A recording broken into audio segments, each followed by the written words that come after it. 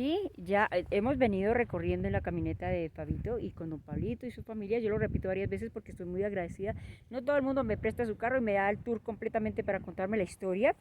Pero estamos en este sitio muy importante, que todos son importantes, porque mis videos se les escucha bien, total cosa, porque no son editados, ustedes lo saben.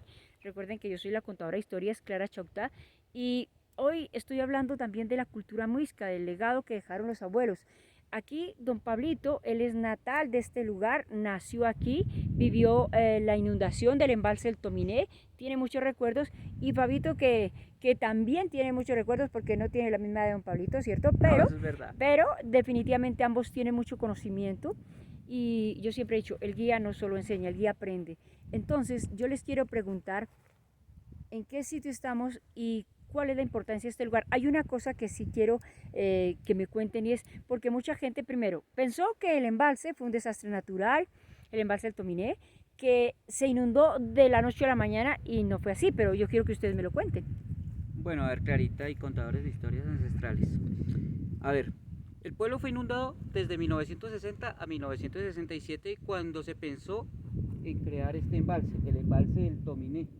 Una represa que inicia con un muro de contención en la parte baja, en Sesquilé, un muro que realmente los ingenieros en su momento no tuvieron planificado la altura que tenía el muro con la parte de Guatavita.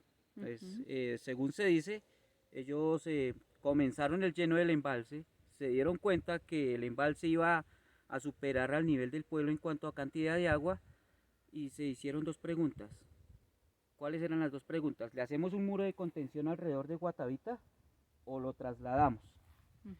Bueno, si hacían un muro de contención, obviamente el pueblo iba a quedar en una parte baja, iba a quedar en una zona en donde no iban a tener cómo emigrar sus aguas negras, sus aguas residuales, y la otra situación que tenía riesgo de inundación. Entonces, esa era básicamente la situación por la cual trasladaron a Guatavita al pueblo nuevo, la parte alta.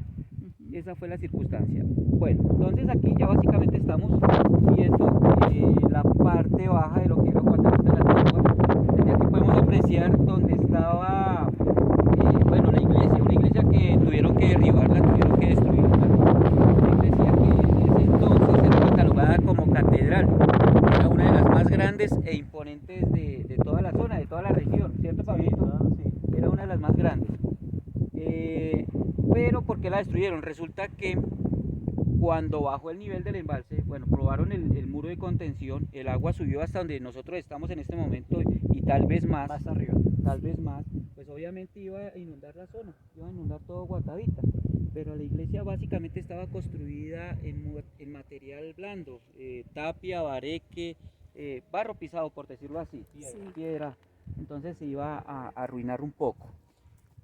Pero, Entonces el gobierno, el gobierno pues decidió derribarla porque la gente venía a observar qué quedaba de Guatavita la antigua y pues representaba peligro. Entonces decidió derribar todo. De eso no nos queda sino el obelisco, el monumento del parque principal, que es esa punta que vemos allá.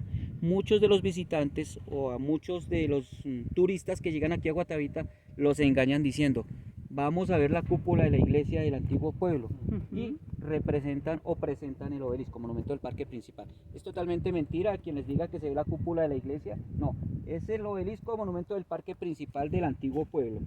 Se rescató el obelisco y el cementerio, que fue el que hace poco vimos, está en la parte alta, está en esa montaña, a la parte de fondo, en donde el cementerio, como ya les decíamos desde hace del video anterior o de la parte anterior, está ubicado en esta zona semiplana.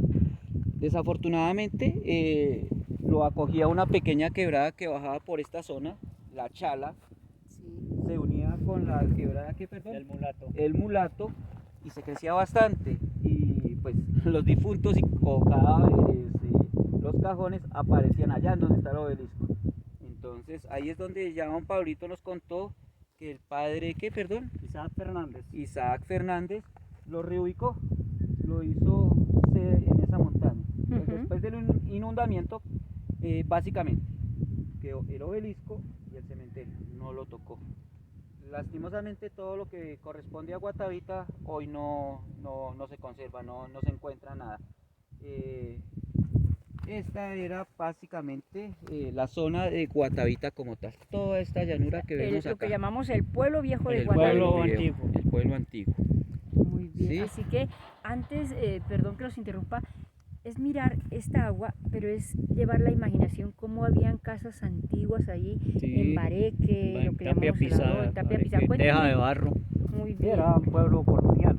Las casas cómo eran antiguamente. Su merced vivió en esas casas. Su merced vivió Yo acá en viví, este pueblo. claro, yo pasé mi infancia acá y ahí en el obelisco, ahí donde salíamos a jugar con los compañeritos en los diciembres a mostrar los regalos del niño Dios Qué alrededor del parque. Y ahí era donde nos recreábamos y la mayoría de la gente también llegaba ahí, digamos más que todo en la Semana Santa, que se Sí. reunía todo el pueblo, venía la gente de las veredas en el parque a escuchar el sermón de las 7 palabras y ahí se comían su refrigerio y compartían. ¿Cuál era el compartían. plato típico de acá que ustedes supieran que se comía siempre? La chanfaina y el cordero al horno, Muy era bien. el más conocido. La mazamorra y Ujú. la sopa de indios. Eso es muy bien, porque la mazamorra sí La es mazamorra auténtica es de nosotros auténtica. aquí. La chanfaina, bueno, no, pero siempre la hemos tenido como Siempre, cultura, así porque que aquí nada. había mucha criada de cordero. Sí. Hay una Bastante. cosa, don Pablito, y usted sí me ayuda, porque es que yo he querido conocer la historia de los famosos juncos. Yo con don Ajá. Manuelito también hice un video y él me hablaba, me mostraba un junco en miniatura, porque era que los colchones antiguos de los indígenas, de Eran los los juncos. abuelos, eran los juncos. Y las casas eran en tierra y uno se acostaba ahí y era felicidad tener un junco nuevo, ¿no? Los juncos y las esteras, que era con lo que tapizaban las habitaciones de las casas. Muy bien. ¿Y por qué se trabaja eso? Porque los abuelos eran, como me decía su merced, Fabio, artesanos. Artesanos, exactamente. Guatavita se caracterizaba por, bueno, a ver, Guatavita era un pueblo comercial en su Sí. momento y recibe el nombre o la herencia de nuestros ancestros de la cultura muisca, el nombre Guatavita y el mercado, el comercio. Guatavita tenía una proyección de convertirse en ciudad. Entonces por eso es que yo lo digo en mi forma de guianza, que afortunadamente llegó la inundación. ¿Por qué lo digo? Porque Guatavita hoy en día es un pueblo pequeño, un pueblo que ahora más tarde o en el otro video lo van a ver, pero hay una calidad de vida insuperable, es una paz, es una armonía, tranquilidad, una sí, tranquilidad que no todavía. se compara con nada. Si Guatavita hubiese seguido como venía trayéndose, hoy sería una gran ciudad por el comercio que venía trayendo, ¿sí? Entonces, incluso esto era un valle impresionante en donde básicamente se desarrollaba la agricultura y el tema de las ovejas, ¿sí? Era una hacienda con mucha cantidad de ovejas, por eso hablamos del plato típico, perdón, que era la chanfaina y el cordero, ¿sí? Qué chévere, pero también tenían un gentilicio, ¿no? ¿Cuál es el gentilicio de los, cómo se dice? ¿Guatavitenses Guatavitense, pero después los mismos habitantes de acá se cambió por Guatava. Porque Guatava, sí. cuando uno viajaba a Bogotá se encontraba con un paisano, ¡oh, mi Guatava! Y se quedó que el Guatava. Entonces Muy sí, se ha bien. venido trabajando que el Guatava. Ahora, Guatavita existía era aquí en esta zona. Ah, ya. Aquí era donde estaba el antiguo pueblo. Sí, señor. ¿Sí? Y hacia el fondo Sí, era donde quedaban las fincas de Tominés, de los dos Tominés. Las haciendas. las Las haciendas. haciendas. Y es que antes una hacienda no era media cuadra, una hacienda era hectáreas, ¿no? Hectáreas, eso era inmenso. Y por eso Guatavita era cabecera de provincia. Está la evidencia muy clara que la dejó el arquitecto Jaime Ponce cuando construyó la famosa plaza La Real Maestranza de Toros. Sí. Pero esa fue en intercambio de la plaza de ferias que teníamos aquí, que era una plaza inmensa donde venía toda clase de ganado, donde se instalaban en ese tiempo las carpas, que eran mesas con unas carpas de tela, que era el batán, llamaban el batán. En esa época y alrededor del parque se instalaban esas carpas de batán Ujú. y ahí se hacía el comercio Sí. en esas carpas. Entonces por eso Guatavita se dice que era cabecera de provincia y se estaba proyectada una gran ciudad. Si no se hubiera inundado, era todo el terreno que teníamos para construir. Pero como dicen, no hay mal que por bien no No hay venga, mal que por bien ¿cierto? no venga, Muy bien, bueno, ¿y ustedes saben de los hornos de sal? Sí, los hornos de sal. Pablito es el que más tiene referencias ante este tema. No, pues en ese tiempo eso es una tradición, Sí. porque cuando los muiscas trabajaban la sal, ellos sacaban unos toneles de sal o panes de sal, que así fue como los conquistadores comenzaron a conocer la historia, porque esos panes se regaban por todo el país de sal, que fue el salario que El ellos famoso tenían. trueque y el comercio que hacían, ¿no? Trueque y el Exactamente. comercio que hacían. Entonces ellos construían unas vasijas cónicas Sí. que las llaman gacha. Por Sí. eso es el nombre de Gachancipá, Ah, que vea, viene de la vasija gacha, Sí. porque allá construían muchas gachas para hacer la sal que traían de Zipaquirá, como allá explotaban la sal.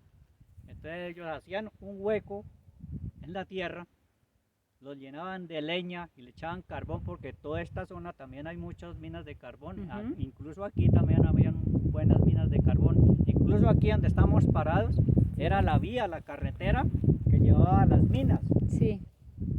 para que los transportadores trajeran su carbón para venderlo y para llevarlo a las fábricas, a las empresas en Bogotá. Y allí por abajo había otra vía, casi allá por el borde donde están las matas, que era Sí. la que iba hacia Huasca y la que iban los campesinitos a llevar su mercado a Bogotá. Mm. Entonces ellos en ese hueco que abrían, llenaban esas vasijas con aguasal y le metían candela.